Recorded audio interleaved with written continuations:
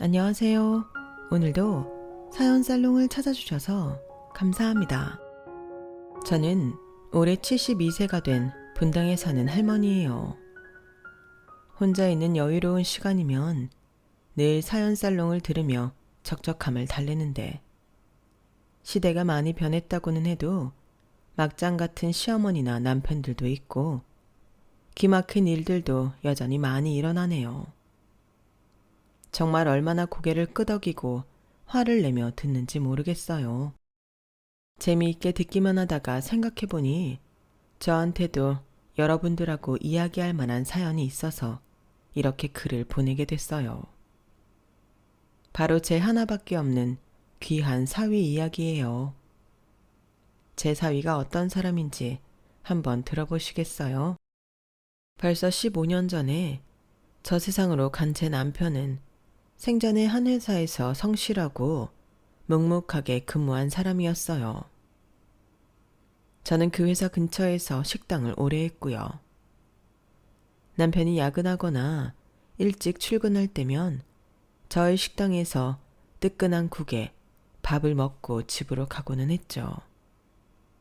회사원과 식당 주인이 안 어울릴 것 같겠지만 저나 남편이나 자수성가를 한 사람들이라서 생활력 강하고 생각도 잘 통했어요.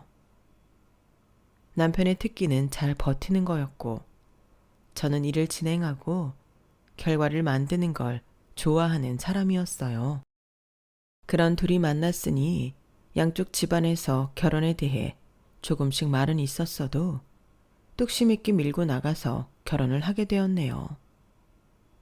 아무리 좋은 집안에 조건이 마음에 들어도 한두 가지는 결점이 보이는 거 아니겠어요? 특히 결혼은 그런 것 같아요.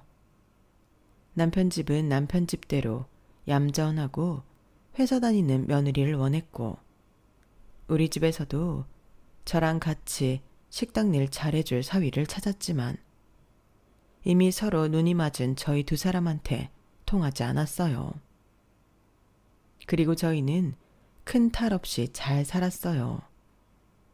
다만 자식이 늦게 생겨서 양쪽 집에서 다 애가 탔던 거 정도일까요?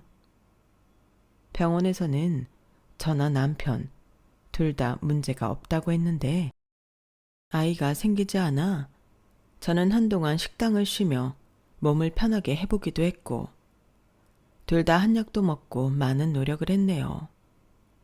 그렇게 해서 결혼 7년 만에 생긴 아이가 저희 딸이에요. 그 뒤로 아들은 2년 후에 태어났고요. 아무튼 저희는 어렵게 본 딸이라서 너무 소중하고 귀했어요. 물론 모든 자식들이 부모한테 그렇지만 딸아이가 저희한테 주는 행복과 의미는 정말 남달랐네요. 딸이 태어나고 2년 후 아들도 무사히 태어나면서 저희 집은 여느 집들처럼 아이들 소리가 들리는 행복한 가정이 되었어요. 아이들이 속 썩일 때도 있지만 그건 다들 자라면서 있는 일들이니까요. 아이가 안 생겼을 때의 애타던 마음을 떠올리면 그래, 이것도 다 새끼가 있으니 생기는 일이지. 새끼 없었어 봐. 얼마나 외롭고 삭막했겠어. 라는 생각이 저절로 들었어요. 정말이지 제 눈에는 우리 아이들이 최고였고 너무 예뻤죠. 남편도 아이들 사랑이 정말 지극했고요. 딸은 딸대로 아들은 아들대로 그 성격과 재능에 맞게 남편이 어찌나 잘 대해주는지 정말 제가 같이 사는 사람인데도 존경하게 되고 제가 못하는 걸 채워주는 남편이 고마웠어요. 딸아이는 대학 졸업 후에 처음에는 학원에서 영어 강사로 일을 하다가 1년쯤 지나서 여행사에 취직했어요.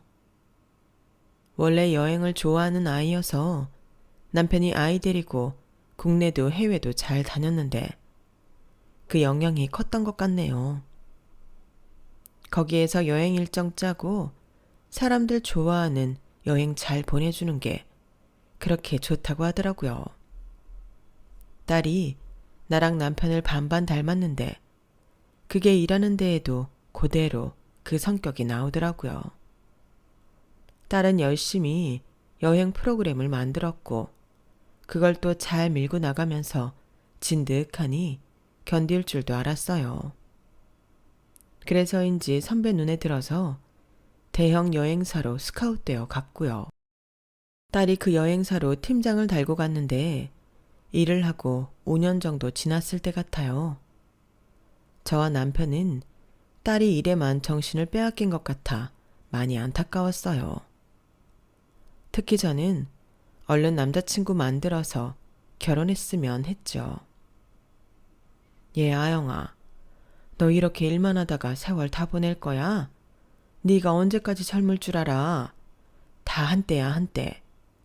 일도 좋지만 멋진 남자 만나서 데이트도 해보고 그래야 결혼도 하지 않겠어? 너도 남자 좀 만나고 그래 봐. 네 친구들은 지네들만 시집가고 너한테 남자 하나 소개 안 시켜준다니? 누구 소개 좀 시켜달라고 해. 이 사람이 잘 있는 애한테 왜 그래? 어련히 때 되면 알아서 결혼하지 않겠어? 아영아, 그것보다는 네가 쉬엄쉬엄 일했으면 좋겠구나. 남들 여행 보낸다고 네가 놀러 다니지를 못하잖아. 여행 간다고 해도 그게 여행이냐? 맨 다 일이지. 휴가 좀 길게 써서 아빠랑 어디 놀러 가자. 요즘은 회사들 복지가 좋아져서 휴가도 많이 쓸 수 있지 않냐? 아빠랑 여행 가자. 아빠가 좋은 데 알아볼까? 남편은 딸아이랑 시간을 많이 보내고 싶어 했어요. 그리고 얼른 결혼하지 않아도 된다고 은근히 다른 집에 뺏기는 게 싫은 눈치더라고요. 한 번은 우리가 하도 성화를 대니 딸이 이렇게 말하더군요. 엄마, 아빠, 나 하나도 안 힘들고 일도 너무 재미있어. 그러니까 걱정하지 마. 아빠하고 여행은 당연히 가야지. 내가 그동안 우리 아빠 너무 안 챙겨주고 나 혼자 다녔지.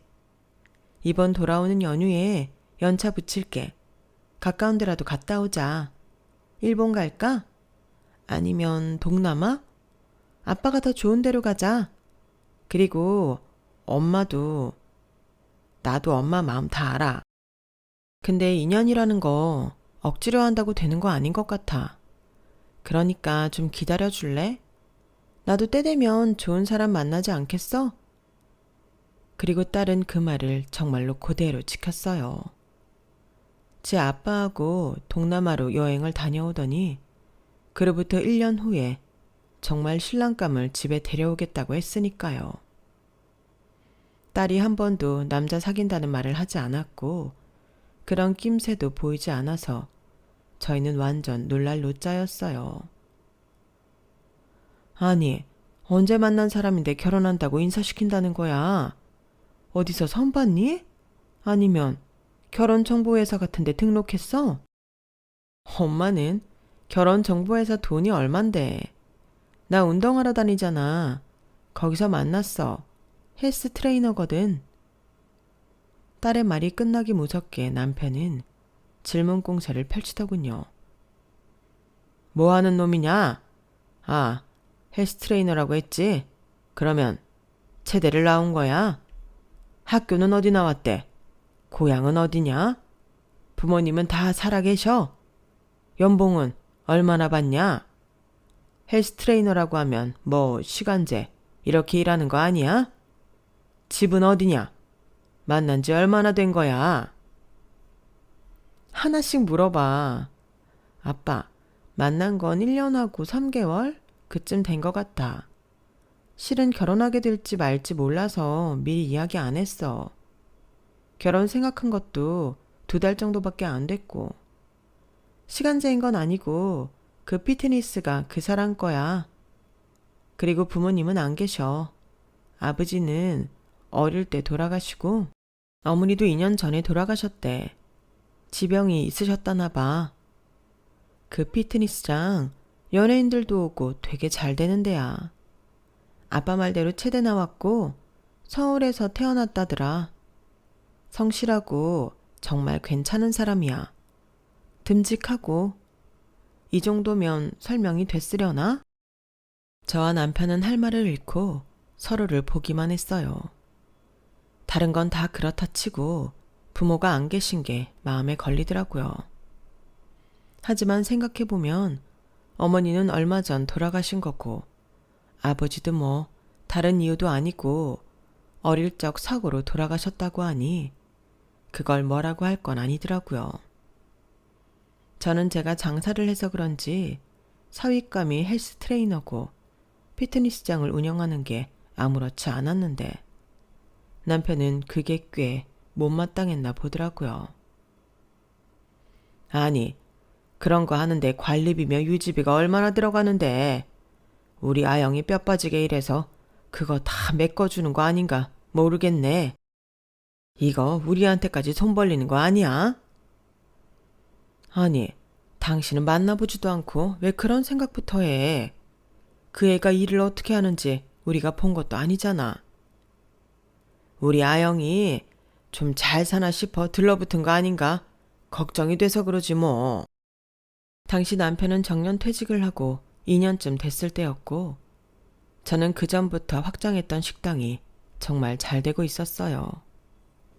서울 시내에 자리를 잘 잡은 식당으로 분점도 내고 포장 손님도 많아서 아주 순풍을 타고 나갔거든요. 제가 식당을 확장할 때 남편이 퇴직금에서 꽤 많은 돈을 저한테 줬었네요. 제 식당은 더 잘 될 거니까 지금 자기가 투자한다면서요. 당신처럼 믿을 만한 투자처가 어디 있어. 평생을 안정적으로 유지해왔는데 우리 식당은 더 커지고 많이 알려져야 해. 이렇게 음식 맛있는 데가 어디 있겠어? 직장인들 속 달래주는 최고의 식당이잖아. 맛도 정말 최고니까. 앞으로 더 잘 될 일만 남았어. 그렇게 나이가 들어서도 자기가 하고 싶은 거 안 하고 저를 지지해주는 남편이 어찌나 고마웠는지 몰라요. 남편과 저의 재산이 들어간 식당은 다행히도 아주 잘 되었죠. 그러다 보니 전과 다르게 남편한테도 돈 좀 달라고 하는 사람들이 좀 있었어요. 평생 연락도 없었고 얼굴도 모르는 친척이 찾아오지를 않나. 젊을 때 보고 소식 끊겼던 친구가 오지를 않나. 정말 별의별 사람들이 다 오더라고요. 아들 녀석 친구 중에도 갑자기 주식 투자를 하라는 놈도 있었어요. 저희 집까지 찾아와서 우리 부부를 설득하려고 드는데 평생 주식이라고는 해본 적도 없는 남편은 불같이 화를 내며 아들 친구를 내보냈어요. 제가 보기에도 잘 모르는 늙은 사람들 돈 빼먹으려고 아주 사탕 발린 말을 잘하는 녀석이더라고요. 그래도 저나 남편이나 나이 들어서까지 사회생활을 하고 많은 사람을 만나봤으니 그런 사람들이 분별이 되더라고요. 아들도 지 친구가 그럴 줄 몰랐다고 절교했다고 했고요. 그러니 남편이 딸 걱정을 하는 건 당연하기는 했어요. 하지만 만나보지도 않은 사람을 무조건 매도할 필요는 없잖아요. 아무래도 딸을 빼앗긴다는 생각에 더 나쁜 쪽으로 생각을 하게 된 것 같았죠. 저는 그런 남편을 달래며 좋게 말했어요. 그런 거는 만나보고 생각해도 되잖아. 나나 당신이나 전에 성윤이 친구 녀석 이상한 거 딱 알아봤으니까. 우리 아영이 이상한 사람한테 보내지는 않을 거야. 그래도 우리 딸이 선택한 사람인데 그런 이야기는 그 사람 만나보고 대화도 해본 다음에 해도 되지 않겠어? 당신 아영이 보낼 마음이 안 좋은 것 같은데 그렇다고 열심히 잘 살고 있을지도 모르는 청년을 우리가 함부로 말하면 안 되지. 그런 거 우리 애들한테도 안 좋은 거야. 그러니까 일단 만나보자. 아영이가 지 인생 32년 평생에 처음 데려오는 남자친구야. 제 말에 남편은 알겠다며 고개를 끄덕였고 저희는 딸아이에게 남자친구를 돌아오는 주말에 데려오라고 했어요. 그렇게 만난 게 바로 저희 사위네요. 사위는 첫인상이 참 좋았어요.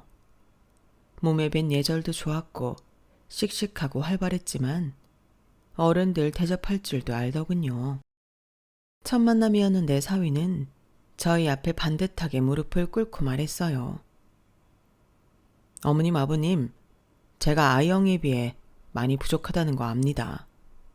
저 마음에 드는 게 없으실 수도 있어요. 그래도 저 약속드릴 수 있습니다. 제 일만큼은 제가 알아서 잘할 거고 제 피트니스 센터 때문에 아영이나 어머님 아버님 걱정시키는 일은 하지 않을 겁니다. 막연하게 행복하게 해주겠다는 것보다 제 인생 걸고 아영이도 어머님 아버님도 저 때문에 주변에서 손가락질 받는 일을 없게 하겠습니다. 아시다시피 저는 부모님이 다 돌아가셨잖아요. 제 부모님께 하고 싶었던 것까지 아버님 어머님께 잘하고 싶습니다. 그렇게 아영이하고 저 살 수 있도록 허락해 주십시오. 저는 참 괜찮은 청년이라는 마음이 들었어요. 왜 딸아이가 이 사람이 좋다고 하는지도 알겠더군요. 말만 번지르르 하게 하려면 할 수도 있는데 그러지 않았으니까요. 남편도 뭔가 생각하는 듯 하더니 그 후로 사위를 몇 번 따로 만나고는 결혼을 허락했어요. 결혼하고 7년 만에 태어난 딸아이가 잘 자라서 결혼까지 한다니 저나 남편이나 가슴이 벅차기도 했고 말로 할 수 없는 눈물이 나더군요. 저희 부부는 다른 사람들은 알 수 없는 감동에 젖어 딸의 결혼식을 치렀어요. 사위는 자기가 말한 대로 저희한테 참 잘했어요. 딸보다 저희를 더 잘 챙겼고 아들한테도 좋은 형이 되어주었죠. 저희에게 안부 전화도 자주 했고 주말이면 와서 집안 구석구석 돌봐주고 저희 부부 사는데 불편한 점은 없는지 살펴줬네요. 명절이나 저희 생일 때는 말할 것도 없이 잘했고요. 딸아이와 사위가 집에 들렀다가 나란히 돌아가는 모습을 볼 때마다 너무 흐뭇했고요. 하지만 이 모든 것들은 남편이 저 세상으로 떠나면서 무너지기 시작했어요. 어느 날 갑자기 쓰러진 남편은 가난 말기라는 판정을 받았고 그 후 2달도 안 돼서 떠났거든요. 남편이 쓰러지고 세상을 떠나기까지 모든 일은 갑자기 필름이 빨리 돌아간 것처럼 진행되었어요. 그게 딸이 결혼하고 1년 반 정도 지났을 때였어요.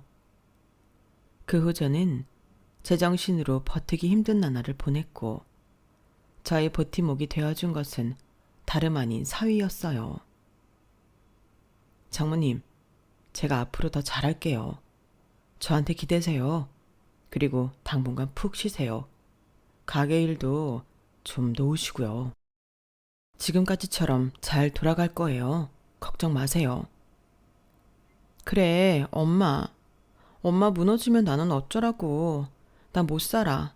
그러니까 이제 다른 생각하지 말고 엄마부터 추슬러. 딸은 제가 잠도 못 자고 밥도 못 먹고 바짝바짝 말라가자 눈물을 터뜨리며 어쩔 줄 몰라 했어요. 아들은 그때 외국으로 유학을 가서 박사 과정을 하고 있었기 때문에 장례식만 치르고 다시 떠났고 제 옆에는 딸과 사위뿐이었어요. 이래서 자식이 있어야 된다고들 하나 보네. 그래, 내가 니들이 있어서 산다. 이제부터 기운 차릴게. 사위는 제가 병원에 다니며 기력을 회복하고 혼자 생활할 수 있을 때까지 지극정성으로 했어요. 항상 병원을 같이 다녔고 집에 오면 청소에 죽까지 끓여놓고 장도 봐놓고 갈 정도였으니까요. 이런 건 도우미 아주머니가 다 해주시는데 장사방도 어서 가서 일해야지. 장모가 사위 밥도 못 차려주고 오히려 얻어먹고 있으니 내가 정말 한심하네.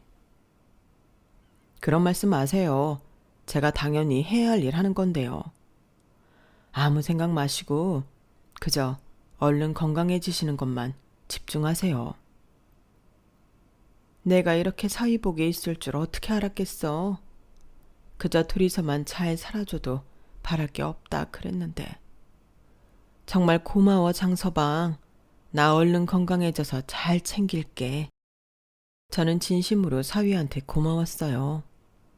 요즘 같은 세상에 정말 드문 사람이었으니까요. 사위는 딸하고 외국에 가 있는 아들까지 신경을 쓰며 보살폈어요. 저는 그때 사위를 진짜 내 아들이라고 여기리라 마음 먹었네요. 남편이 세상을 떠나고 제가 다시 회복하기까지 4개월 정도가 필요했어요. 물론 마음의 허전함과 쓸쓸함은 나아지지 않았지만 자식들을 위해서라도 저는 일어나야만 했네요. 언제까지고 자식들이 자기 일 놔두고 저를 들여다보게 할 수 없으니까요. 몸이 좋아진 후 억지로라도 일어나서 식당도 전보다 열심히 돌아보고 앞으로의 일들도 하나하나 처리해 가기 시작했어요. 당시 저희 식당은 반찬을 따로 포장해서 팔기 시작했거든요. 워킹맘들도 혼자 사는 직장인들도 반찬 만드는 걸 힘들어했고 저희 식당 음식은 뭐든 다 호평이어서 시작했는데 생각보다 반응이 좋았어요. 그래서 아예 반찬 포장 메뉴를 따로 만들기로 했고 제가 정신을 차리고 나서부터 본격적으로 일을 진행했어요. 제가 다시 주도적으로 일을 하며 바깥 활동을 하자 아이들도 안심하고 자기 생활로 돌아가더군요. 저는 자식들을 위해서라도 건강도 잘 지키고 내 일도 더 열심히 해야겠다 싶어서 전에 나갔던 등산 모임도 다시 가고 제 나이에 하기 좋다는 심신 단련 운동을 했어요. 그렇게 1년 정도 시간이 다시 흘렀을 무렵이었어요. 언젠가 한번 딸아이가 주말에 집에 혼자 왔는데 전과 다르게 수심이 가득하고 어딘가 좀 이상하더군요. 나영아, 너 얼굴이 왜 이래? 어디 아프냐? 아님, 무슨 일 있어? 일은 무슨 일? 아니야, 그런 거 없어. 좀 피곤해서 그래. 회사 일이 많이 힘든 거야? 근데 장서박은 같이 안 왔어? 오늘 갑자기 급한 일이 생겼어. 피치 못한 일이래. 딸아이는 제 말에 황급하게 얼버무리는데 뭔가 이상하더군요. 생각해보면 그 즈음에 사위의 전화도 뜸했고 전처럼 자주 찾아오지 않기는 했지만 대수롭지 않게 생각했어요. 결혼하고 몇 년이 지났는데 처음 같기만 하겠나 싶었죠. 그래도 이만하면 훌륭한 사위이고 내 자식이다라며 믿는 마음도 있었고요. 딸아이의 모습은 어딘가 이상했지만 내 사위라면 큰 문제는 만들지 않았으리라 믿었기에 딸의 말을 믿고 넘어갔네요. 그리고 얼마 안 가서 제가 하는 사업에 큰 문제가 생겼어요. 1년 전쯤 새로 들어온 주방의 부주방장이 주요 레시피의 반찬과 밀키트 사업의 아이템을 들고 다른 데로 가버린 거였어요.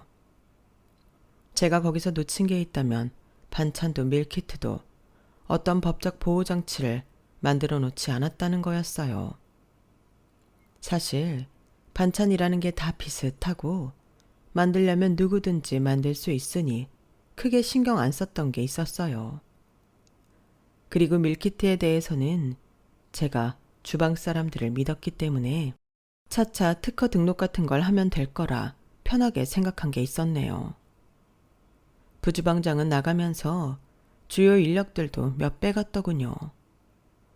그런다고 몇십 년을 튼튼하게 지켜온 식당이 바로 어떻게 되지는 않았지만 설상가상으로 저희 음식에서 벌레가 나왔다며 일방적으로 인터넷에 글이 올라왔고 저희 식당 평판은 하루아침에 땅에 떨어지고 말았어요. 제 인생에서 가장 큰 위기는 남편의 죽음이라고 생각했거든요. 그런데 그보다 더 큰 일이 저를 기다리고 있었더라고요. 평생 별별 사람들을 다 상대했고 수많은 어려움을 헤치며 왔다고 자부했건만 인터넷이라는 데에서 순식간에 퍼지는 식당에 대한 허위글들은 처음 당해보는 일들이었어요. 어떻게 해야 좋을지를 모르겠더라고요. 식당으로 전화를 해서 문 닫으라고 욕을 하는 사람도 있었고 저희한테 실망했다며 대놓고 식당 앞에 와서 사갔던 음식들을 일부러 버리고 가는 사람들도 있었어요. 저희 식당에 속았다고 생각하는 거였죠. 일단 저는 벌레가 들어갔다는 반찬의 공정부터 세세히 따져보았어요. 하지만 주방의 위생은 어느 곳보다 철저했고 벌레 감지 시스템도 작동하지 않았기에 뭔가 좀 이상하다고 생각했네요. 저는 수많은 비난을 맞아가면서도 어떻게든 이를 수습하려고 했지만 한번 사람들 마음에 사람들을 속인 식당이라는 낙인이 찍히자 그걸 되돌리기가 너무 어렵더라고요. 처음에 주요 직원들이 빠져나갔을 때는 그래도 어떻게 다른 직원들과 해볼 수 있었는데 식당이 크게 흔들리니 관두는 직원들이 생겼고 저희 식당에 와서 일하겠다는 사람들도 없더라고요. 저는 여기저기 발품을 띄워가며 그동안 알고 지낸 인연들을 만나 상황을 설명하고 어떻게든 일을 해결하려고 노력했어요. 그때 제 마음은 딱 하나였어요. 지금까지도 살아왔고 나는 잘못 살지 않았다. 그러니 이 일도 어떻게든 헤쳐나가고 잘 될 거다. 잘 될 수 있다. 어떤 일이 있어도 잘 버티던 남편한테서 배운 게 얼마나 도움이 됐는지 몰라요. 하지만 식당 운영은 나아지지 않았고 급기야 저는 한동안 문을 닫을 수밖에 없었어요. 직원도 없었고 손님도 오지 않았으니까요.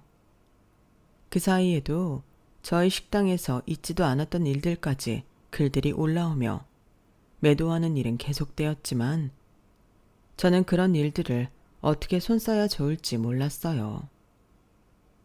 제 옆에 남은 사람들은 끝까지 의리를 지킨 직원 6명이 전부였어요.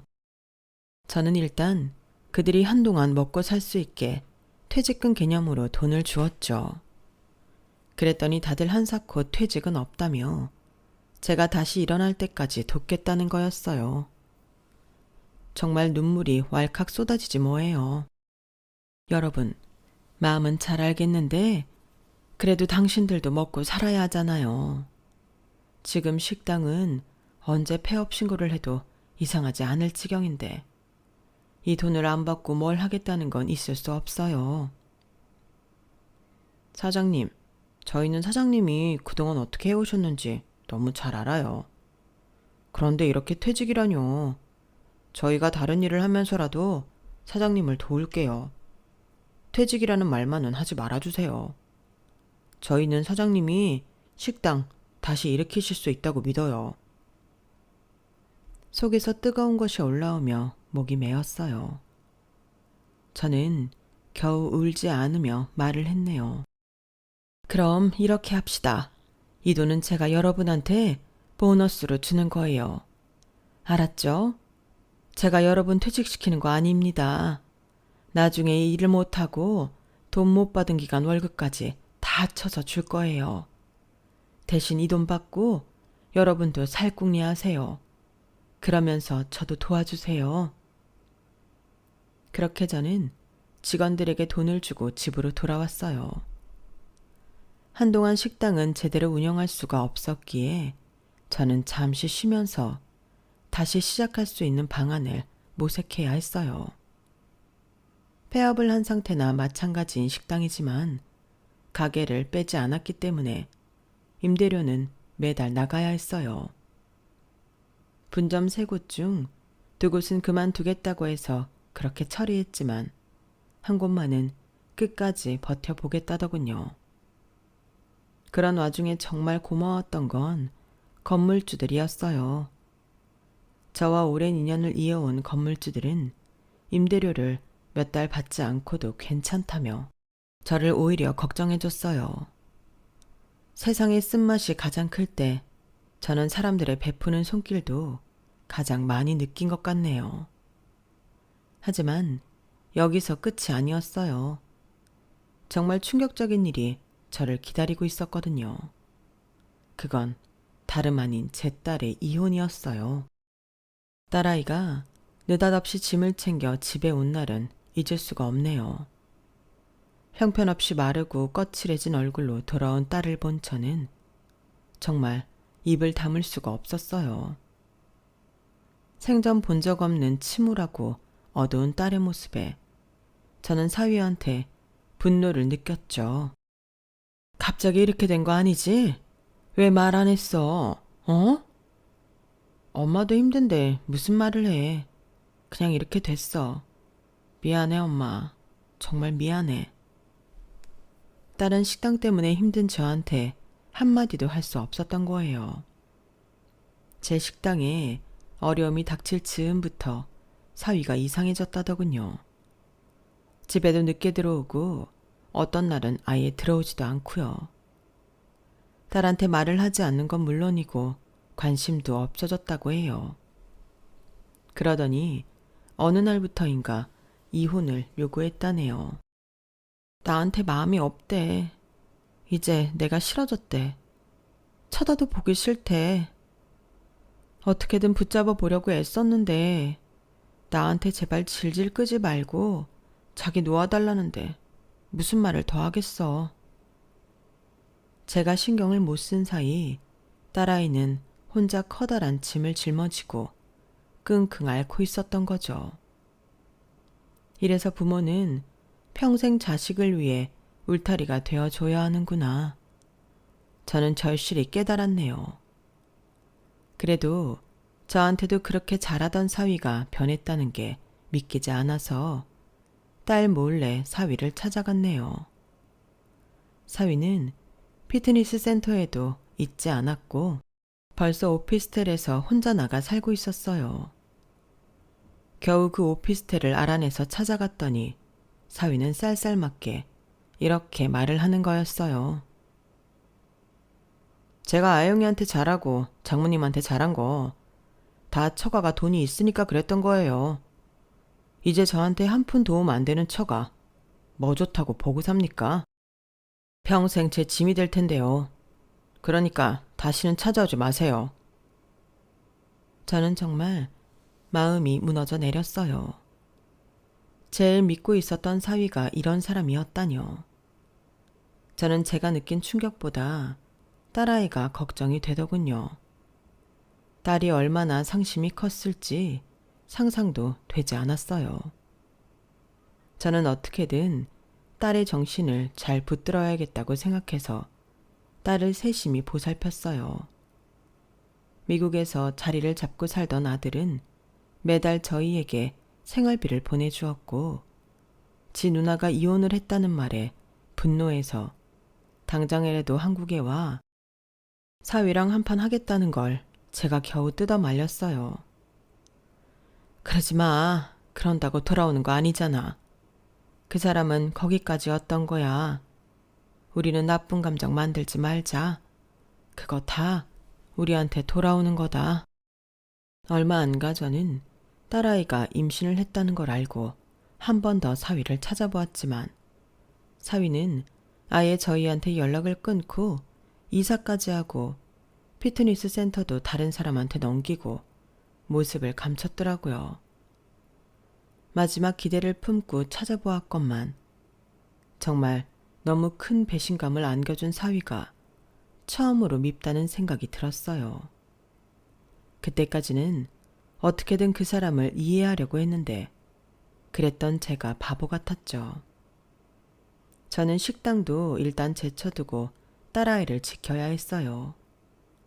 임신 때문에 더더욱 예민하고 감정이 불안정해졌기에 그런 딸이 평온한 마음으로 지낼 수 있게 해야 했어요. 그나마 아들 녀석이 저희 생활을 할 수 있게 도와줬기에 딸은 무사히 출산을 하고 산후조리원에서 몸조리도 했네요. 정말 예쁜 딸을 낳았죠. 그걸 보니 처음 딸을 낳을 때도 생각났어요. 웃음이 절로 났죠. 그래, 아영아. 우리 더 큰 거 바라지 말고 이렇게 살자. 새 생명이 우리를 찾아왔다는 것 자체가 복이지 않니? 엄마가 시장에서라도 다시 식당을 할게. 그러면 우리 먹고 사는데 문제 없을 거야. 엄마, 이제 엄마가 뭐 하려고 하지 마. 내가 다시 일하면 되지. 남한테 폐만 안 끼치고 살자. 엄마 말대로 우리만 소소하게 잘 살면 되지 뭐. 그렇게 딸과 마음을 다잡았을 무렵 뜻밖의 소식에 저희 집은 또다시 모든 게 뒤바뀌게 되네요. 바로 부주방장이 데리고 나갔던 직원 하나가 양심 고백을 했던 거예요. 반찬에 벌레가 들어갔다는 것부터 그동안 올라온 악성 루머들을 모두 그들이 갔던 식당에서 퍼뜨린 거였다고요. 사람 하나를 사서 반찬 문제를 제기한 후에는 부주방장하고 자기가 짜고서 계속 이상한 글들을 올렸다네요. 이렇게 양심 고백을 하게 된 것도 부주방장이 또 배신을 때렸고 그 식당에서도 약속했던 돈과 직책을 주지 않아서였대요. 한마디로 사업에서 그 직원을 빼버린 거였죠. 사실 식약처에서도 저희 식당에 위생 문제가 없다고, 벌레 문제도 제가 무조건 사죄하고 배상하니 벌금만 부과하고 한 달 영업정지 외에는 다른 조치를 하지 않았어요. 그 일이 알려지고 나면서 저희 식당은 다시 열 수 있었어요.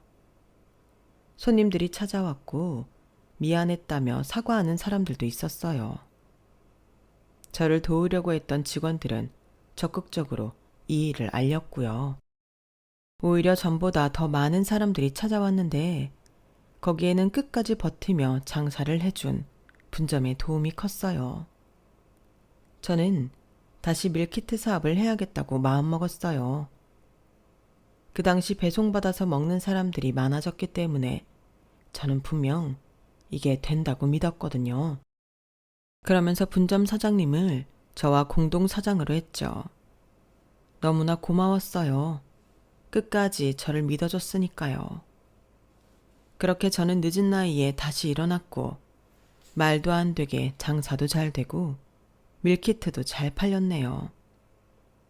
딸아이도 얼굴이 많이 펴졌고요. 손녀는 3살이 되었죠. 정신없는 생활을 하다가 저는 등산 모임 친구들과 지방으로 1박 2일 여행을 가게 됐어요. 딸기 농장 체험하고 우리가 딴 거 가져올 수도 있대. 거기서 먹을 수도 있고 실컷 놀다 오자. 밝고 명랑한 친구의 말에 그러자고 하고 간 여행에서 저는 정말 생각지 못한 사람을 보게 됐어요. 처음에는 그저 닮은 사람이라고 생각했는데 안만 봐도 저희 사위랑 똑같더라고요. 그 사람은 저희가 다니는 곳을 피해 돌아다니며 일을 하고 있었는데 저는 아무래도 안 되겠어서 일행에서 빠져 그 사람을 찾아갔네요. 넓디 넓은 딸기 농장 한쪽 구석에 혼자 일을 하는 그 사람의 넓은 등을 보자마자 저는 제 사위인 걸 알았어요. 장서방 맞지? 맞잖아. 자네 여기서 뭐하나? 자네 부잣집 여자 만나서 재혼한 거 아닌가? 사실 손녀가 돌이 되었을 때 한 차례 더 사위를 찾았는데 그때 들려온 말이 부잣집 여자를 만나 재혼을 했다는 거였거든요. 그래서 완전히 포기하고 있었는데 그랬던 사위가 딸기 농장에서 이러고 있을 줄은 몰랐죠. 사위는 어쩔 줄 몰라 하며 아무 말도 못하더군요. 알고 보니 사위는 이 농장에서 일당을 받으며 일을 하고 있었어요. 농장에서 멀지 않은 곳에 방을 얻어 혼자 살고 있었고요. 이게 다 어떻게 된 건지 자세히 좀 말해봐. 저는 사위한테서 겨우 그동안의 진상을 듣게 되었는데요. 제 사업이 어려워지기 직전에 사위는 피트니스 센터에 투자를 해주겠다는 사람 말을 믿었다가 완전히 속았다네요. 그래서 돈만 날리고 빚을 지게 되었다고요. 그런데다가 자기 몸에 이상이 있어 병원에 갔더니 척추관 협착증이 심해 수술을 해야 한다는 거였어요. 어떻게 운동 트레이너가 그런 병이 생길 수 있냐고 했더니 알고 보니 전에 교통사고가 난 걸 방치하고 있었고 사위는 일이 바쁘니 자기 몸은 돌보지 않다가 그렇게 된 거였어요. 몸이 그러니 더 이상 트레이너로 일도 할 수 없고 피트니스 센터도 정리해야만 했던 사위는 자기까지 짐이 될 수 없어서 결국 우리를 속이고 이혼을 하기로 마음먹었다고 하네요. 저는 정말 기가 막혀서 할 말을 잃었어요. 아니 이 사람아, 어떻게 그렇게 사람이 미련해. 그런 일일수록 더 이야기하고 대책을 세우고 함께 힘을 합쳤어야지. 왜 이런 미련한 선택을 한 거야? 저 운동밖에 할 줄 모르던 놈이에요. 그런 놈이 자기 할 일을 못하게 됐는데 어떻게 아영이를 책임지겠어요. 안 그래도 장모님 어려운 일 당하셨는데 저는 거기에 완전 평생 짐이겠더라고요. 안 되겠다 싶었죠. 그게 짧은 생각이라는 거야.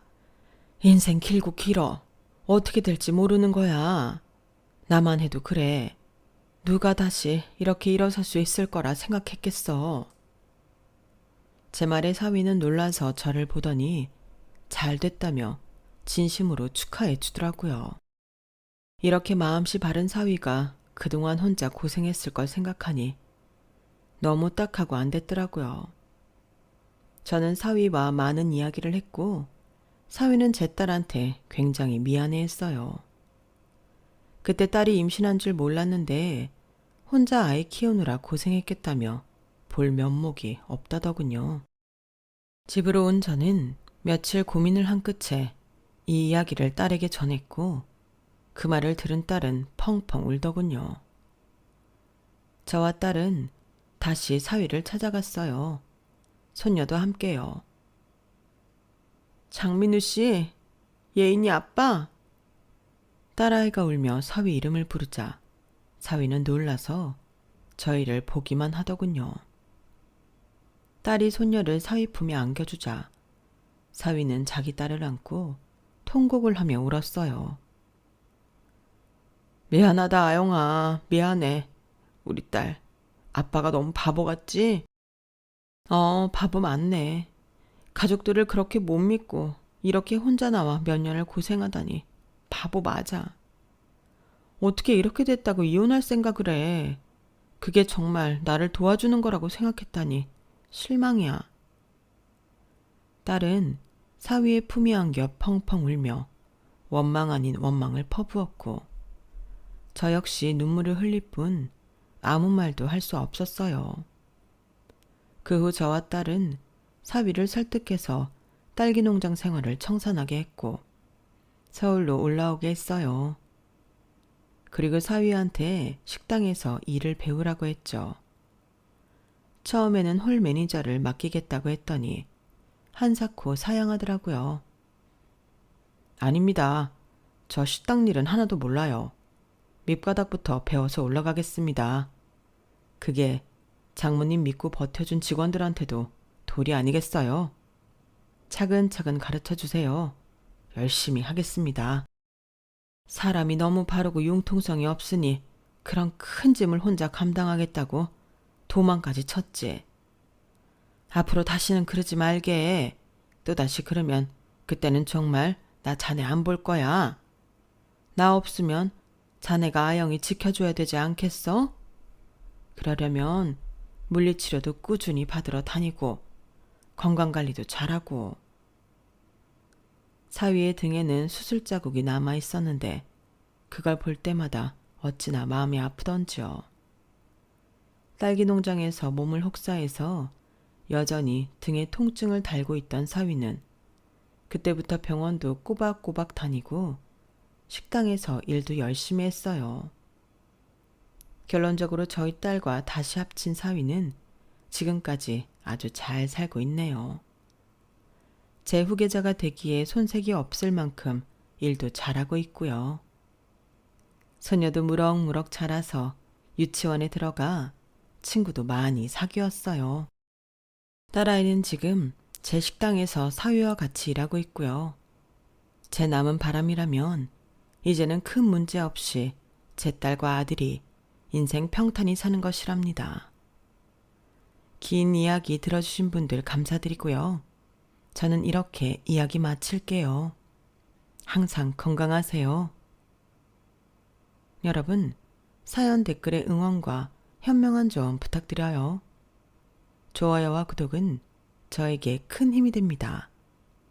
오늘도 좋은 일 가득하세요.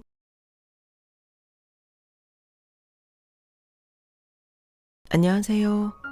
오늘도 사연 살롱을 찾아주셔서 감사합니다. 저는 50대 중반인 여자입니다. 제게는 가끔 싸우긴 하지만 그래도 같이 산 지 30년이 다 되어 미운정 고운정 다든 남편과 소중한 아이들이 있어요.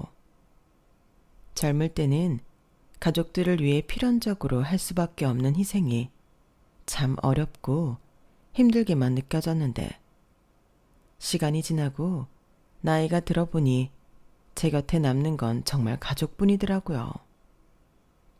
지금 제 남편과 저는 주변에서도 인정할 만큼 금슬 좋은 부부라는 이야기를 많이 듣지만 저희가 늘 사이좋고 행복하기만 한 건 아니었답니다.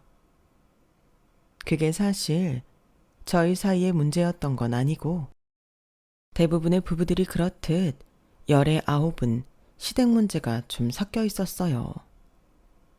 시어머니께서 꽤 까다로우시고 까랑까랑한 성격이셨거든요. 덕분에 결혼하고 5, 6년간은 시댁에만 다녀왔다 하면 싸웠던 것 같네요. 저희 셋째도 어릴 때 친할머니 집에만 다녀오면 엄마가 울었던 것 같다고 할 정도니 말 다 했다고 할 수 있죠. 시어머니께서도 처음부터 그랬던 건 아니셨어요. 남편에게는 연년생 남동생이 있는데 저희와 거의 비슷한 시기에 결혼을 했거든요. 원래는 그쪽이 먼저 결혼을 하려던 거.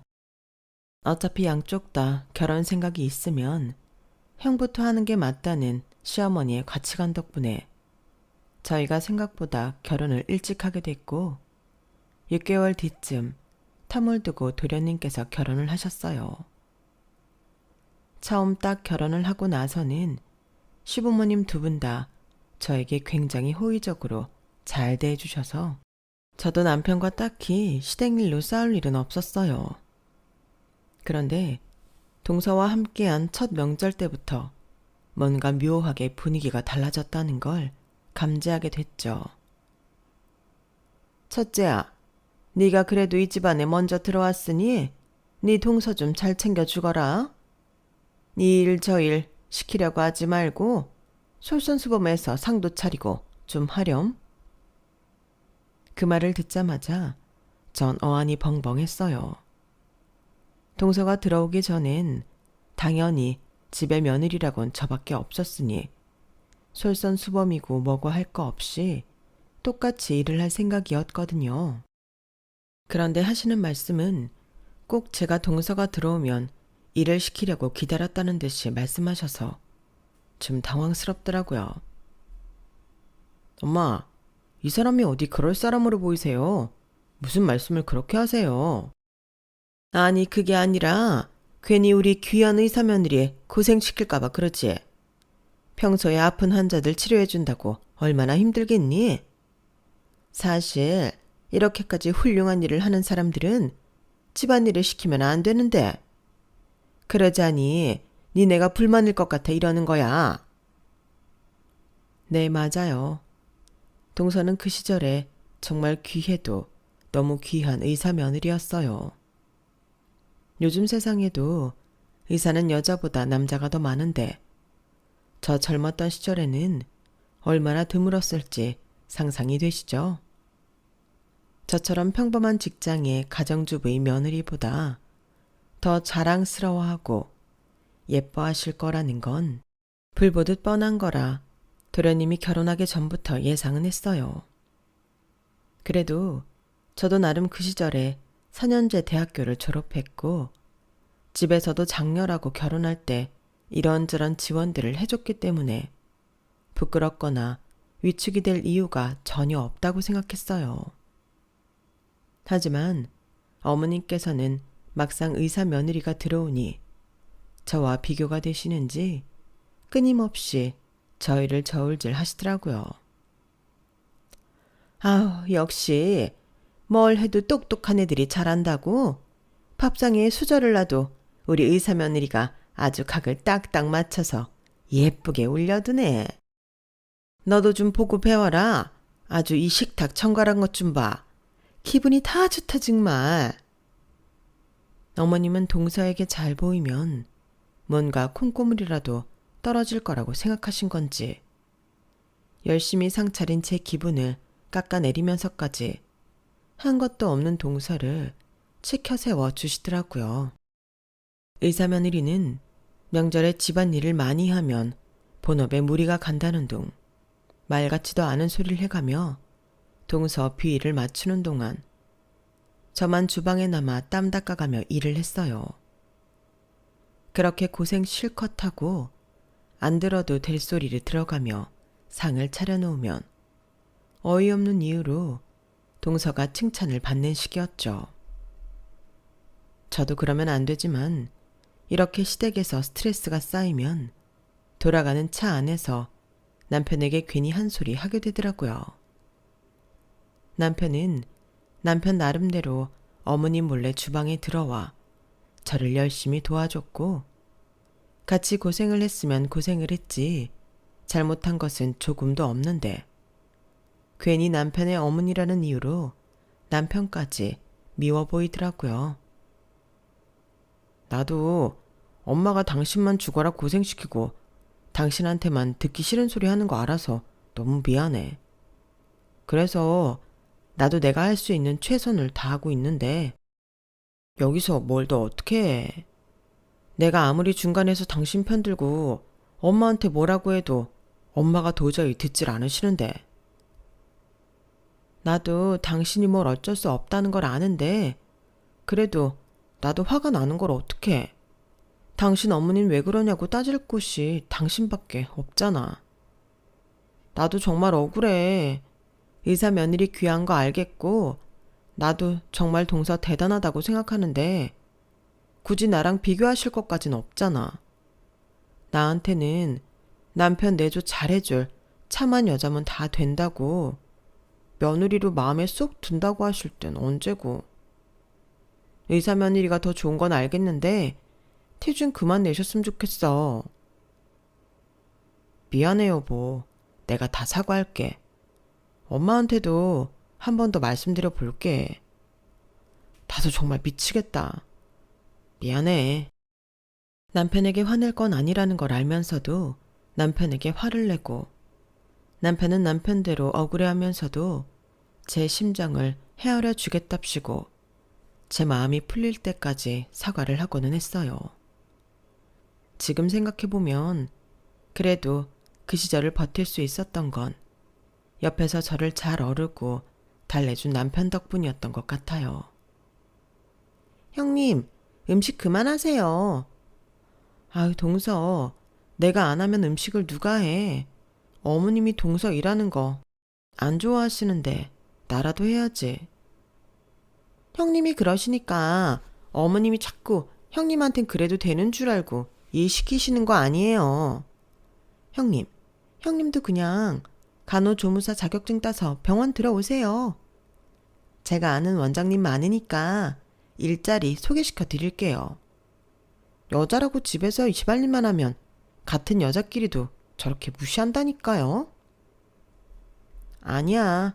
나는 애들도 키워야 하고 남편이랑은 합의가 됐어. 갑자기 뭘 도전할 여유도 없고. 그럼 계속 이렇게 사시게요, 바보처럼? 시어머니 구박받고 의사 동서랑 비교당하면서요? 그런데 어차피 동서랑은 별로 상관없는 거 아니야? 어머님이 동서한테 뭐라 그러는 것도 아닌데.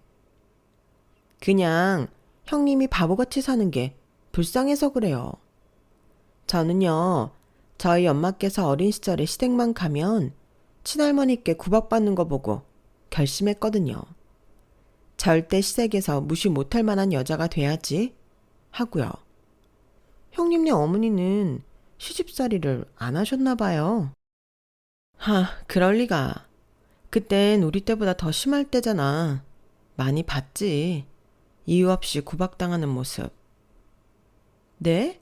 그걸 봤는데도 가정주부나 하고 계신 거예요? 그게 무슨 말이야, 동서? 아니, 여자들이 도대체 왜 이렇게 하나같이 멍청한가 해서요. 옛날부터 너무 이런 게 답답하고 이해가 안 됐어요. 뻔히 같은 여자들끼리 물고 뜯고 조금이라도 더 무시하려고 하는데 그걸 윗세대에서 그렇게 당하는 걸 뻔히 봤으면서도 똑같이 가정주부를 한다고요? 이러니까 안 되는 거예요. 멍청하면 당한다니까요. 아니, 동서, 무슨 말을 하고 싶은지는 알겠는데 아무리 그래도 내 앞에서, 당사자 앞에서 멍청하다니. 내가 동서보다 나이도 많은데 그런 소리를 그렇게 대놓고 들어야겠어? 아니, 사신 걸 어떡해요. 저 형님 기분 나쁘라고 한 소리가 아니라 형님 인생이 안타까워서 그래요. 어머님 저한테 하시는 거 보면 모르겠어요? 제가 조금이라도 비위 상할까봐 전전긍긍 하시잖아요.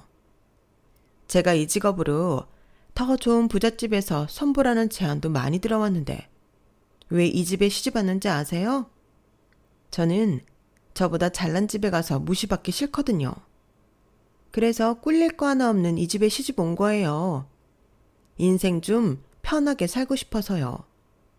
쉬라고 있는 명절에 이렇게 개고생하기 싫어서라고요. 그러니 제 입장에선 형님이 아무런 계산도 안 하고 살아온 게 신기할 수밖에 없지 않겠어요? 동생의 말을 가만히 듣고 있자니 약간 뒤통수를 맞은 것처럼 얼얼한 기분이 들었어요. 생각해보니 동서 말이 아예 틀린 건 아니더라고요. 조금 이기적이고 계산적이라 할 수는 있어도 제 스스로의 인생을 생각해서라면 저도 가정주부로 남편 내조나 할 게 아니라 시댁에 떵떵거릴 수 있는 제 직업을 갖는 편이 나았나 싶었어요. 하지만 당시 제 일과로서는 상상도 할 수가 없었어요. 결혼하자마자 생긴 첫째는 물론이고 둘째도 태어난 지 얼마 안 돼요. 두 아이를 케어하는 것만으로도 정신없이 하루가 다 지나갔거든요. 일을 안 한 지도 4년이 넘어가는 상황에 아이들을 팽개치고 새로운 일자리를 구하기도 참 상황이 곤란했어요. 친정이나 시댁이나 저희 아이들을 대신 봐줄 생각이 있는 어른도 안 계셨고요. 그래, 동서 말이 무슨 말인지는 알겠는데 사람이 그래도 지켜야 할 예의가 있는 거야.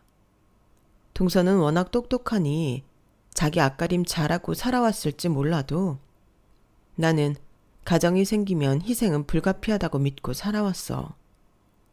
그래서 이게 당연한 거라고 생각해버린 걸지도 몰라. 물론 나도 어머님 때문에 힘들어서 남편이랑도 많이 싸웠지만 이런 일들을 겪으면서 남편이랑 더 단단해지기도 해. 미우나 고우나 어쨌든 내가 사랑하는 사람을 낳고 길러주신 분이라 가끔은 애틋한 마음도 들고 마냥 그렇게 경계심 세우고 선 긋고 싶지 않은 것도 사실이야. 내 인내심이 허락하는 한은 어머님께서 나를 동서랑 차별하시더라도 최대한 잘해드리고 싶어. 사람한테 나쁘게 해서 좋을 건 없잖아. 참, 형님도 사람 좋은 건 알겠지만 제 친언니가 이렇게 살고 있다면 뜯어 말렸을 거예요. 아무튼 나중에 후회 마시고 좀 기분 나빠도 제 말 잘 새겨 들으세요. 제가 저조차고 하는 소리도 아니고 다 형님 어떻게든 미움 덜 받으려고 기를 쓰시는 모습이 안쓰러워서 하는 얘기니까.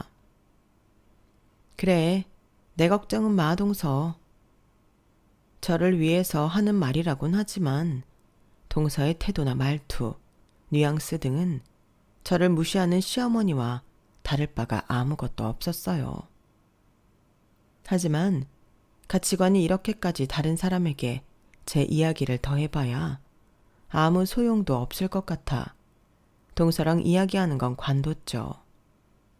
그 뒤로는 동서와 시댁에 대한 이야기를 나눠본 적이 거의 없었어요. 동서는 명절에도 슬슬 병원 일이 바쁘다는 핑계를 대고 안 오기 일쑤였고, 도련님마저 동서를 따라 각종 가족 행사에 핑계를 대고 빠져서 정신을 차려보니 거의 저희 가족만 시댁에 매번 출석하고 있더라고요.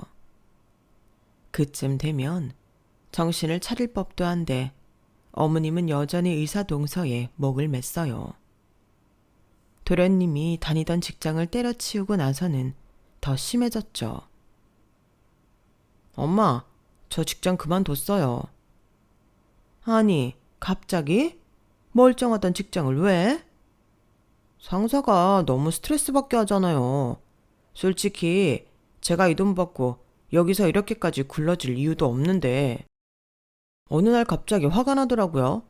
이 회사 안 다닌다고 갑자기 생계를 위협받는 것도 아닌데 이렇게 버틸 이유가 없다는 생각이 들어서요. 이 사람도 얘기 듣더니 그런 것은 당장 그만두라잖아요. 자기가 의사인데 다른 데서 그렇게 굽히고 살 필요 없다고. 이야, 세상에. 너 정말 마누라 복 하나는 끝내준다. 너 평소에 와이프한테 잘해주고 있지? 일도 그만둔 마당에 이직할 때까지 바짝 엎드려서 잘해. 집안일도 꼼꼼하게 잘하고. 부부란 한 사람이 나가서 돈을 벌어오면 한 사람은 집안일 깔끔하게 해놓고 따뜻한 밥 지어놓고 해야 하는 거야. 옛날엔 그게 여자들 일이었다지만 요즘은 어디 그런 게 정해져 있니? 더 능력 있는 사람이 벌어오면 되지. 안 그래? 그러니까요. 왜 옛날 딸 가진 부모들이 딸한테 돈 잘 벌고 능력 있는 남자 데려오라고 아우성이었는지 이번에 제대로 느꼈다니까요. 그래. 아니 내친 김에 너희는 애를 언제 가질 생각이냐? 너희 형네는 벌써 애들이 유치원 가고 난린데. 맞벌이라 애를 가져도 키울 사람이 없어서요. 애 봐주는 사람한테 맡기자니 남이라 불안해서. 애가 뭐가 걱정이야. 내가 멀쩡하게 이렇게 살아있는데. 엄마는 이제 힘들어서 손주 못 봐주신다면서요. 그것도 네가 평범한 가정주부 여자나 데려왔을 때 얘기지. 저렇게 능력 있는 여자 데려오면 또 말이 다르지. 애 낳고 키우고 하면 커리어 다 끊기는데. 저 좋은 직장을 아까워서 어떻게 그래? 당연히 내가 도와주는 게 맞지. 안 그러니? 그런 거였음 진작 말씀해 주시지. 안 그래도 한참 고민했잖아요. 와이프 친정 쪽에서도 애는 절대 못 봐준다고 했거든요. 하긴 이제 나도 일 그만뒀겠다. 제가 봐도 되긴 하겠네요. 평생 일 안 하려고? 그래도 좀 쉬다 바로 이직해야지. 엄마, 저 의사 남편이에요. 굳이 그렇게 안 해도 된대요. 그래? 뭐 둘이 합의만 된 거라면 내가 뭐라 할 입장은 아니다만 뭐 어쨌든 남자가 무슨 애를 보니? 너네 애 낳으면 내가 키워줄 테니까 걱정 말어. 너희 애는 네 와이프 닮아 아주 똑똑해서 키우기도 쉬울 것 같다. 엄마도 참. 그럼 엄마만 믿고 저희 애 가져요. 그러라니까. 얼른 귀여운 손주 좀 안아보자. 저희 애들도 있는데 이 집안에 아직 손주는 없다는 듯이 이야기를 나누는데 괜히 저러신다는 걸 알면서도 마음이 저릿저릿하더라고요.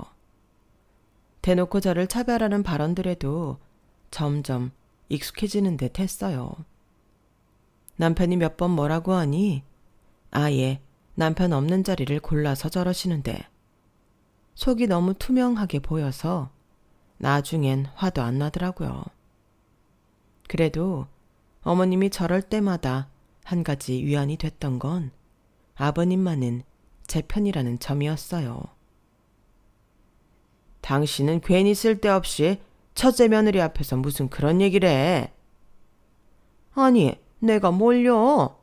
당신이나 첫째나 왜 이렇게 과민 반응이에요? 나도 사람인데 의사 며느리가 더 이쁜 걸 어떡하라고? 당신도 그렇잖아요. 나도 그러긴 몰라도 그래. 그래도 이 집안에서 며느리 노릇이라고 제대로 하는 게 첫째밖에 더 있어. 의사 며느리면 뭐해? 시부모 보기를 돌같이 여기는데 이 집에서 더 고생하는 건 첫째야. 생각 똑바로 해. 대가 무슨 당신 앞에서 말을 못해. 아우, 알았어요. 그럼 당신은 첫째 며느리 이뻐하면 되겠네. 나는 둘째 이뻐할 테니까. 각자 취향대로 예뻐하면 되지. 강요하지 말아요. 당신이 뭘 몰라서 그렇지 첫째 같은 앤 흔해. 나도 다 젊었을 땐 이렇게 시댁 바닥에 바짝 엎드리고 살았어. 뭣도 없으면 그럴 수밖에 없지 뭐. 그게 대단하다고? 저 또 봐라. 아, 지겨워. 알겠다고요. 남편이 없는 자리에서 시어머니가 제 속을 상하게 한다 싶으면 아버님께서 늘 나서서 제 편을 들어주셨어요. 평소엔 무뚝뚝하고 말수도 별로 없으신 아버님께서 그렇게 나서서 편을 들어주실 때면 괜히 가슴이 뭉클하고 감사했죠. 제가 시부모님을 포기하고 더 막대할 수 없는 이유 중 하나였어요. 시어머니는 미워도 시아버지는 밉지 않았거든요. 어머님 안 계신 자리에선 저에게 늘 따뜻한 말씀도 아끼지 않으셨어요. 저 사람이 심술이 참 많지? 네가 이해를 좀 해라. 너도 우리 나이 되면 알겠지만 나이 많으면 괜히 이것저것 트집 잡고 싶고 젊은 사람들 하는 거 마음에 안 들고 그래. 내가 볼 땐 사실 둘째 며느리한테 불만이 있는 것 같은데 그걸 봐주려고 하다 보니 그 스트레스를 자기도 모르게 너한테 풀고 있는 거 아닌가 싶구나. 저래 봬도 심성이 나쁜 사람은 아닌데 내가 늘 미안하구나. 아버님이 미안하실 게 뭐가 있으세요. 저는 아버님한테 늘 감사한걸요. 항상 잘 챙겨주시고 편들어주시고 아버님 안 계셨으면 저도 사람인지라 오래 버티지 못했을 거예요. 감사한 만큼 아버님께 더 잘해드릴게요. 너는 지금 충분히 잘하고 있어. 여기서 어떻게 더 잘하니? 내가 말 없는 거 말곤 해줄 수 있는 게 없어서 참 미안하구나. 오늘도 참 고생이 많았다. 내가 너한테 좀 그러지 말라고 많이 타이르고는 있는데 영 고집이 꺾이질 않는구나. 아버님은 제게 한참을 미안해 하시더니 봉투를 하나 꺼내 제 손에 쥐어주셨어요. 만져보기만 해도 안이 두둑한 게 금액이 꽤 되는 것 같아 저는 깜짝 놀라며 손을 뗐어요. 아니에요, 아버님. 뭘 이런 걸 다 주세요. 제가 돈 같은 걸 바라고 한 것도 아닌데요. 고생했으면 보람이 있어야지. 고생만 하고 좋은 소리 못 듣고 하면 지금은 괜찮다는 생각이 들어도 나중에 쌓여서 오래 못 버틴다. 나라도 챙겨주고 싶어서 그러니 받아. 아들한텐 얘기하지 말고 이걸로 너 좋아하는 거 하나 사거라. 아버님, 정말 감사해요. 거절하려고 했지만 그러기엔 아버님의 진심 어린 눈빛에 차마 거절하기가 힘들었어요. 집 가는 길에 확인해 보니 현금 30만 원이 들어있더라고요. 정말 뭘 바라고 한 건 아닌데 뭔가 보상받는 느낌이 들면서 가슴이 찡해지더라고요. 그 뒤로는 더 잘해야겠다는 생각이 들어 아무리 어머님께서 심술을 부려도 이날을 생각하며 버틸 수 있었죠. 그러던 어느 날 갑자기 어머님께서 돌아가셨어요. 집에서 샤워를 하시는데 한참을 안 나오셔서 이상하게 생각하신 아버님이 들어가 보니 미끄러져서 머리를 찌으신 건지 구급차를 불렀지만 이미 시기가 늦었다고 했어요. 어머님은 계속 건강하셨기 때문에 가족 누구도 마음의 준비를 못한 상태로 갑작스럽게 돌아가셨어요. 장례식을 치르는 내내 믿기지가 않을 정도였죠. 정신없이 어머님의 장례를 치르고 마무리를 하려는데 그동안 저를 본 척 만척하던 동서가 갑자기 저한테 가까이 다가오더라고요. 형님, 이제 좀 숨통이 트이시겠어요? 뭐? 그게 무슨 말이야, 동서? 어머님이요. 이제 돌아가셨잖아요. 그러니까 그게 무슨 말이냐고, 동서. 조금 당황스럽고 화가 나더라고요. 아직 장례식이 다 끝나지도 않았는데 저런 말을 하는 의도를 모르겠더라고요. 왜 모른 척 하세요? 내심 좋아하고 계신 거 아니었어요? 어머님이 형님 좀 괴롭히셨나? 이제 해방이잖아요. 안 그래요? 동서, 나한테야 그랬다곤 해도 어머님이 동서한텐 그렇게 잘해주셨는데 어떻게 어머님 장례식이 다 끝나기도 전에 그런 말을 입에 올려? 그리고 그런 식으로 돌아가셔서 잘 됐다는 식으로 말하는 건 좀 너무 선 넘는 것 같은데? 우리 시부모님이기도 하지만 동서 남편한테는 부모님이잖아. 남편한테도 신뢰되는 말 아니야? 남편한테야 안 하면 되는 말이고요. 같은 며느리끼리 웃자고 하는 소린데 왜 이렇게 정색을 하세요? 저한테 잘해주신 거야. 제가 의사니까 그런 거죠. 제 직업이 의사 아니었으면 저한테도 잘해주셨겠어요? 형님한테 하는 거 볼 때마다 본성이 보여서 너무 싫던데요. 형님은 저걸 다 참고 살다니 얼마나 싫을까. 생각한 게 한두 번이 아닌데. 그래서 어머님 돌아가셨다는 소식 듣고 제일 먼저 형님 생각부터 났어요. 아, 이 소식 들으면 형님이 제일 기쁘겠다 해서요. 하도 저를 힘들게 하고 사이좋던 남편과 싸우게까지 만드신 어머님이니 사실 장례식을 치르면서 심정이 묘하기는 했어요.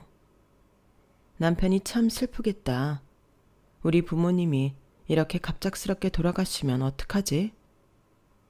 그런데 이제 나는 명절 때 그런 소리 안 들어도 되는 건가?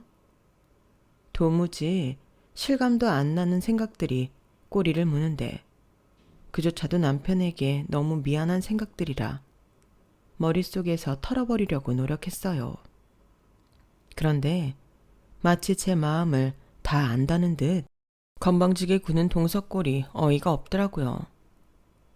동서, 말 조심해. 기쁘다니.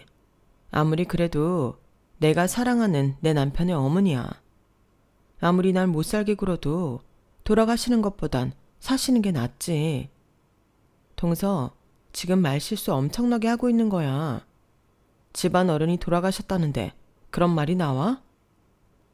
제가 평소와는 달리 좀 강하게 나가자 동서는 금방 기가 막힌다는 눈빛을 했어요. 아, 진짜 형님도 팔자가 어쩔 수가 없군요. 편을 좀 들어주려고 해도. 형님은 좋은 분 같아서 잘 지내고 싶었는데 늘 형님께서 이렇게 밀어내시니 제가 할 말이 없네요. 동서가 아무리 나 듣기 좋으라고 한 말이라 해도 지켜야 할 선이 있는 거야. 이렇게 민감한 문제로 농담 주고받을 정도로 격식 없는 사이는 아니잖아, 우리가. 참나. 형님, 저는 의사라서 사람 죽음에 그렇게 일반 사람들처럼 민감할 수가 없어요. 허구한 날 죽어나가는 환자들 보는데 그렇게 감성팔이할 시간이 있겠어요? 중요한 건 팩트예요. 어머님이 돌아가셨으니 지금 형님께서 그렇게 애틋하게 생각하시는 거지. 살아계실 땐 솔직히 미워하는 마음이 더 컸을 거잖아요. 제가 형님 당하는 거 다 지켜봤는데 굳이 그렇게 아닌 척할 거 없어요. 어쨌든 제가 선 넘어서 불쾌하셨다면 사과드릴게요. 저랑 형님은 도무지 같은 며느리로서 유대감을 쌓긴 힘들 것 같네요. 앞으로 조심할게요. 여기서 더 어색해질 수 없을 거라 생각했던 저와 동서의 사이는 그날 이후로 더는 돌이킬 수 없다 싶을 만큼 멀어졌어요. 어머님이 돌아가시고 나니 상대적으로 간섭을 덜 하시는 시아버님만 남아서 그런지 동서는 거의 시댁의 발길을 끊는 듯 보였어요. 저는 개인적으로 아버님께 감사했던 것도 있고 홀로 남으신 아버님께서 혹여 우울해하거나 외로워하실까봐 일부러 남편과 함께 자주 식사 자리를 만들어 방문을 했어요. 아버님께서는 내색은 안 하셨지만 저희가 오면 알게 모르게 표정이 밝아지시는 것 같았어요. 여보, 우리 아버지 잘 챙겨줘서 너무 고마워. 아버지랑 통화했는데 나랑 당신이 자주 찾아가니까 우울할 틈도 없고 너무 좋으시대. 정말? 다행이네. 아버님 연세의 배우자가 먼저 세상 떠나시면 많이 우울해한다고 해서 걱정이 돼서 안 가볼 수가 있어야지. 그래도 엄마 돌아가셔서 재수 씨처럼 안 올 수도 있는 건데 당신은 매번 나서서 아버지 챙겨주니까 나도 고마운데 아빠는 더 감동이신가 봐. 당신한테 잘하라고 난리셔. 나 어머님 때문에 힘들 때 아버님도 많이 챙겨주셨는데 뭐. 이 정도는 해드려야지. 어려운 것도 아니고 겨우 식사나 한 번씩 같이 하는 건데 그 식사 한 번이 내 부모가 아니면 얼마나 어려운 건데. 아니, 사실 내 부모여도 어렵지. 나도 가끔은 당신이 나보다 더 우리 아빠 챙기는 것 같아서 흠칫 놀랄 때가 있다니까. 아무튼 정말 난 와이프 잘 만났어. 고마워, 여보. 제가 알아서 아버님을 잘 챙기니 남편도 못지않게 저희 친정을 챙겨줬어요. 그렇게 오가는 호의 속에 저희 부부 금슬도 나날이 더 돈독해졌죠. 그런데 몇 년 뒤 평화로운 줄만 알았던 저희 집안에 다시 한번 청천벽력 같은 소식이 들어왔어요. 여보, 우리 아버지가 췌장암이래. 그것도 말기. 뭐라고? 그게 갑자기 무슨 소리야? 아버님 건강하셨잖아. 췌장암은 이렇다 할 증상이 없어서 초기 중기에는 잘 모른다고 하네. 아니, 그렇다고 해도 이렇게까지 모를 수가 있어? 말기인 거 확실해? 오지는 아니고? 아버님이 착각하신 것도 아니고? 여보. 내가 직접 의사한테 이야기 듣고 가는 길이야. 우리 아버지 앞으로 살 수 있는 날이 3개월밖에 안 남았대. 정말 믿을 수가 없었어요. 나중에 알아보니 췌장암은 소리 소문 없이 찾아오는 암이라고 유명하더라고요. 요즘 아버님이 부쩍 살이 빠지셔서 걱정이 되긴 했지만 어머님이 돌아가시고 혼자 식사를 하실 때가 많아 끼니를 대충 때우시느라 그런 줄로만 알았어요. 그런데 갑자기 말기 암이라니. 어머님 돌아가신 지 몇 년 지나지도 않았는데 아버님께 남은 시간이 3개월밖에 안 남았다는 사실이 굉장히 충격적으로 다가왔어요. 3개월이라니 치료해서 나아질 가능성은 없는 거야? 수술하면 더 사실 수도 있잖아. 암이 다른 장기에도 전이가 돼서 가망이 없다나 봐. 지금부터 치료에 전념한다 해도 살 수 있는 확률이 얼마 안 된대. 차라리 남은 시간 가족들과 함께 잘 보내는 게 나으실 거라고 하더라. 마음의 준비를 해야겠네. 그렇지. 남편과 저는 남은 기간 동안 아버님과 어떻게 시간을 보내드리면 좋을지 고민하기 시작했어요. 아버님 컨디션을 생각해서 해외까진 아니더라도 국내에 공기 좋은 곳들을 골라 여행 계획도 짜고 맛있는 집도 많이 알아두었죠. 2주에 한 번씩은 꼬박 챙겨드렸던 것 같아요. 저희 아이들도 할아버지와 함께할 시간이 얼마 없으니 꼭 데리고 갔어요. 너희가 이렇게 나를 챙겨주니 참 좋다마는 내가 시간이 얼마 안 남았다고 하니 괜한 욕심이 나서 다음 달에 가기로 한 부산은 둘째네랑 다 같이 가면 어떨까 싶은데 어떻게 생각하니? 아버님, 저희야 좋죠. 저희도 동서랑 도련님 안 본 지 좀 돼서 다 같이 여행 가는 것도 괜찮을 것 같아요. 제가 연락해 볼게요. 그래, 고맙다. 지금이 아니면 언제 또 이렇게 다 같이 여행을 해볼까 싶어서 말이야. 그럼요, 아버님. 제가 곧 연락드릴게요. 평소에는 딱히 도련님을 찾지 않으셨던 아버님께서 도련님을 찾는 걸 보니 마음이 저릿저릿하더라고요. 그래서 한동안 연락하지 않았던 동서에게 용기 내어 연락을 했어요. 안 받을까 걱정했는데 다행히 신호음이 얼마 지나지 않아 동서가 전화를 받더라고요. 동서, 잘 지내지? 형님이 웬일이세요? 잘못 거신 줄 알았어요. 다름이 아니라 아버님 소식 들었지? 췌장암 말기라고. 시간이 얼마 남지 않으신 거 말이야. 아, 네, 들었죠? 근데 그게 왜요?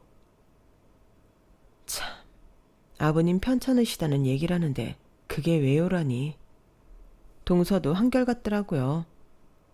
순간 살짝 화가 날 뻔했지만 전해야 할 이야기가 있으니 꾹 참았어요. 다음 달에 아버님이랑 부산 여행을 가기로 했거든. 근데 아버님이 동선에도 함께 가고 싶어 하시더라고. 네? 다음 달 언제요? 아, 다음 달 바쁜데. 혹시 스케줄상 시간 내기 어려우면 여행은 그렇고 시간 맞춰서 아버님이랑 시간 좀 자주 갖자. 얼마 안 남았다고 생각하셔서 그런지 요새 많이 기운도 없으시고 힘들어하셔. 아, 그럼 남편 보낼게요. 제가 보고 싶은 게 아니라 아들이 보고 싶은 거 아니에요? 그래도 아버님 앞으로 뵈면 얼마나 뵌다고. 동서, 시댁에 발걸음 끄는 지도 오래됐잖아. 애들하고 다 같이 와서 시간 보내면 더 좋을 것 같은데? 형님, 제가 그렇게까지 해야 돼요? 왜요? 응? 왜냐니? 동서랑 같이 사는 사람의 부모잖아. 평생 그러라는 것도 아니고 이제 아버님 사셔봤자 2달도 안 남았는데 그 정도 배려도 못 해드려? 배려라는 것도 저한테 뭐가 떨어질 때나 하는 거죠. 배려는 뭐 공짠가요? 제 시간 제 돈 들여서 하는 건데 물려줄 재산도 없는 거지들인데 그렇게까지 할 이유 없을 것 같은데요? 동서, 그 말 도련님 앞에서도 할 수 있어? 어떻게 사람이 그래? 동서는 재산 받으려고 부모한테 잘해? 형님 부모도 아닌데 왜 이러세요, 진짜? 제가 말했죠. 형님이랑 저는 결이 안 맞다고. 어차피 아버님 돌아가시면 그날 장례식 이후로는 볼 일도 없을 테니까 저한테 이래라 저래라 강요하지 마세요. 시댁이라면 아주 지긋지긋하니까. 시댁에서 의사라고 공주 대접만 받았던 인간이 그런 소리를 하니 참 어이가 없었어요. 시어머니는 물론이고 시아버지 역시 동서에게는 아무런 터치도 하지 않았는데 도대체 뭐가 저렇게 지긋지긋하고 싫다는 건지 그저 제 가족이 아니라는 이유로 시댁을 미워하는 것 같더라고요. 동서는 더 이상 제가 설득할 영역이 아닌 것 같아 남편에게 도련님에게라도 이야기를 잘해보라고 했지만 도련님은 동서에게 얹혀 사는 거나 다름없는 처지라 그런지 동서 눈치를 보는 듯 했어요. 아, 이거 진짜 웃기는 자식이네. 왜? 설마 도련님도 안 온대? 이런저런 핑계를 대는데 일도 안 하는 놈이 딱 봐도 핑계지. 참, 어떻게 이러냐. 마누라 눈치 볼 게 있고 안 볼 게 있지. 이게 눈치 볼 일이야? 그러게, 나도 정말 이해가 안 간다. 됐어, 우리끼리라도 잘하자. 아빠가 좀 서운은 하시겠지만 안 온다는데 뭐 어쩌겠어. 우리가 억지로 오게 할 수 있는 노릇도 아니고. 우리라도 잘해드리자. 그러자 여보. 난 재수씨 같은 여자 안 만나서 참 다행이야. 나랑 결혼해줘서 고마워 여보. 나도 아버님한텐 힘들 때 위로받았던 게 많아서 잘해드리고 싶어. 다 받은 게 있어서 돌려드리려는 거니까 그렇게 고마워하지 않아도 돼. 어떻게 안 고마워해. 내가 앞으로 더 잘할게. 그렇게 저희는 아버님께는 적당히 둘러대고 함께 시간을 보냈어요. 아버님의 서운해 보이는 얼굴이 뇌리에 남았지만 저희가 더 이상 어떻게 할 방법은 없었죠. 대신 저희 부부라도 남은 시간을 즐겁게 보내실 수 있도록 최선을 다했어요. 나날이 기력이 쇠하시는 탓에 그렇게 시간을 보낼 수 있는 날도 얼마 없었죠. 시간은 어느새 훌쩍 흘러 아버님의 장례식 날이 됐어요. 마음의 준비는 단단히 했는데도 저와 남편의 눈에는 눈물이 마르질 않았죠. 도련님과 동서는 장례식이 시작되고 한참 뒤에나 나타났어요. 죄송해요. 저희가 좀 늦었죠. 일하다 오느라고요. 오랜만에 보는 얼굴은 얄미운 만큼 둘 다 반질반질 하더라고요. 식을 치르는 내내 동서는 장례식과는 전혀 무관한 사람인 양 어슬렁어슬렁 거리며 돌아다녔어요. 그나마 자식이긴 한 건지 도련님만 고개를 떨구고 눈물을 훔치시더라고요. 있을 때 잘하지. 돌아가시고 나서 저러는 걸 보니 한심한 마음이 들었지만 내색하지 않기 위해 꾹 참았죠. 두 사람은 장례식도 치르는 둥 마는 둥 옆에서 허수아비처럼 있었어요. 장례식이 끝나는 마지막 날에야 겨우 입을 열었죠.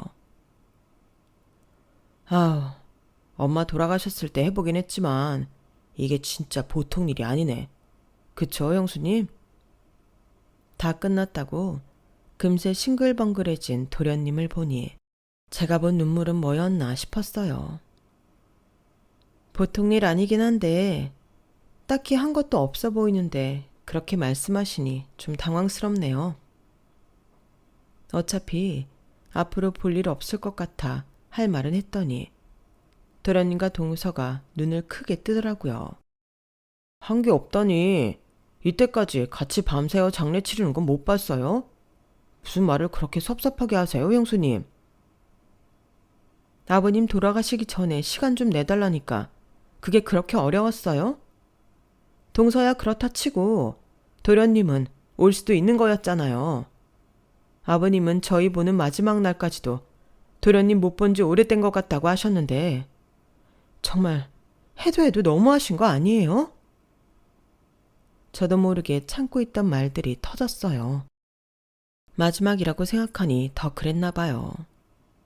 감정적으로 군 건 제 실수가 맞았지만 장례식장 분위기가 아무래도 사람이 좀 그렇게 될 수밖에 없더라고요. 생전에 늘 저를 따뜻하게 대해주셨던 유일한 시댁 식구였기에 더 마음이 쓰였어요. 참, 효녀 나셨네. 네, 형수님이 그냥 저희 아버지 딸하세요. 아들인 저보다 낫네요. 그래. 네, 형수님이 따님 하시라고.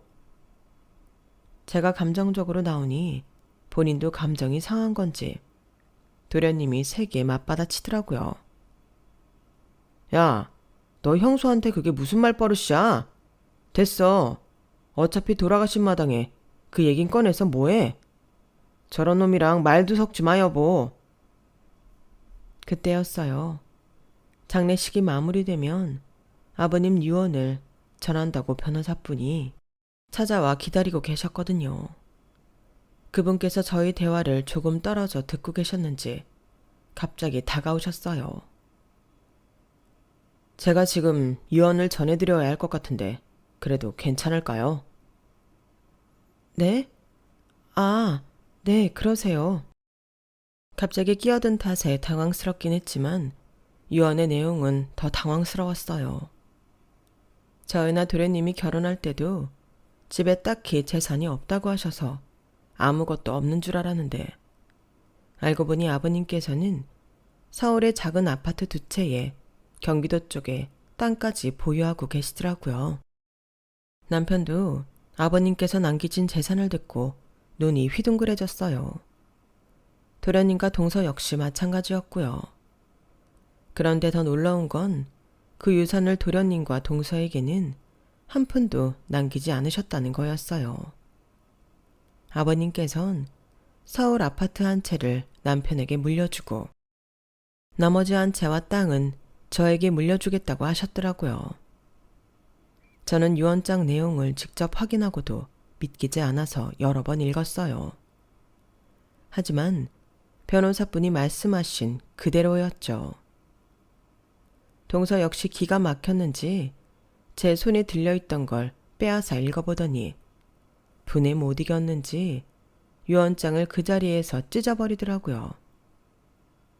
그 무식한 행동에 저희 모두 깜짝 놀랐죠. 이게 말이 돼요? 솔직히 말해봐요. 셋이 짰죠? 짜고 아버님 유언장 조작한 거죠? 그럴 리가요. 아버님께서 이 유언장을 직접 작성하셨다는 증거도 원하신다면 보여드릴 수 있는데요. 동서, 지금 이게 뭐 하는 짓이야? 아버님께서 작성하신 거라잖아. 우리는 아버님한테 물려받을 재산이 있다는 것도 몰랐는데 우리가 무슨 이런 조작을 해. 웃기지 마세요. 어쩐지 형님이 뭐 하나 물려받을 거 없는 집안에 등골 휘어가며 잘 보이려고 애쓸 때부터 뭔가 이상하게 생각했어요. 콩고물이 떨어질 게 없는 집에 그렇게 했을 리가 없죠. 안 그래 여보? 기가 막혀서 뭐라고 반박하려고 했지만 변호사분께서 저를 막았어요. 바로 그 점 때문에 꼭 이 유언을 전하고 싶어 하셨습니다. 자식들의 마음을 시험해 보려면 재산을 숨길 수밖에 없었다고 하셨거든요. 마지막까지 순수한 마음으로 본인께 잘 해드리는 자식에게 재산을 물려주고 싶다고 하셨습니다. 지금 이 상황을 보니 현명한 판단이셨던 것 같네요. 뭐라고요? 당신 뭐야? 당신 진짜 변호사 맞아? 뭐 하는 사람이야? 동서, 그래도 의사라는 사람이 이렇게 격떨어지게 행동해서 되겠어? 유언이라는데 어쩌겠어. 받아들여야지. 그러게, 살아계실 때 좀 잘해드렸어야지. 그땐 남일이다 본둥만둥 하더니 이제 와서 재산이 있다고 하니 그건 그렇게 아쉬워? 아무튼 있는 사람들이 더 한다더니. 형님, 지금 말씀 다 하셨어요? 다 못했어. 하고 싶은 말이야 많았지.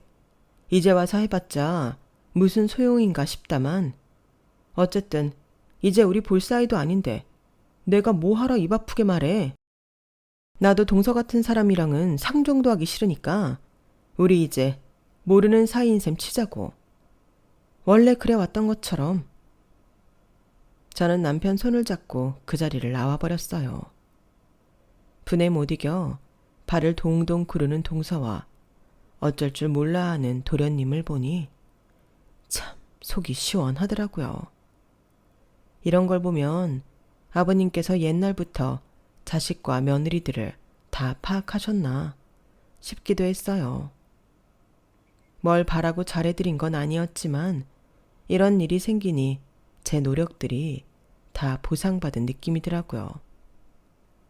당연히 해야 할 일을 했을 뿐인데 그동안의 제 노력들이 인정받고 빛을 발하는 것 같아 기분이 좋았어요. 재수 씨가 아까 당신 보고 따님 말했잖아. 우리 아버지가 정말 당신을 딸처럼 생각하셨나 보다. 그러게 우리 아버님 자주 찾아뵙자. 남편과도 아버님을 모신 낙골당에 매번 찾아뵙기로 약속했어요. 앞으로도 저희 노력 알아주신 그 감사한 마음을 잊지 않고 살아가려고 합니다. 제 사연을 들어주셔서 고맙습니다. 들어주신 모든 분들 꽃길만 걸으세요. 여러분, 사연 댓글에 응원과 현명한 조언 부탁드려요. 좋아요와 구독은 저에게 큰 힘이 됩니다. 오늘도 좋은 일 가득하세요.